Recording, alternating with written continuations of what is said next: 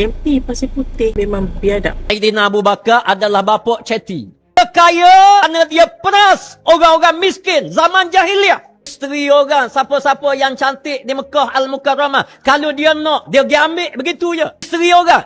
Kalau anak dara orang lain, tak usah kira lah. Zina ini hobi dia. Umar.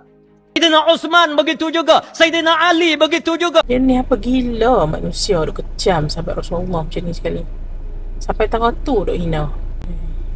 Inilah dia masalah. Kalau pegang title pembangkang tu lama sangat. Semua benda nak dipolitikkan. Bila kita cakap soal ekonomi, semua orang boleh debat.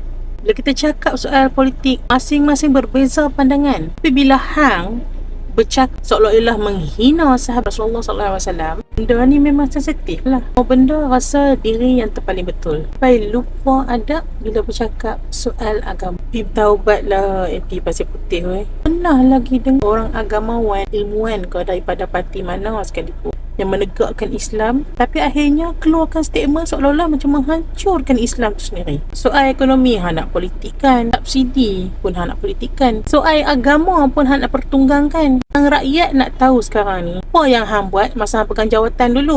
Apa perubahan besar yang hang buat pada rakyat hang? Tutup sekarang ni hang nak belagak macam hang hero, macam hang terpaling buat kerja, macam hang terpaling tahu semua benda. Agama ni bukan pentas untuk hang cari politik murahan.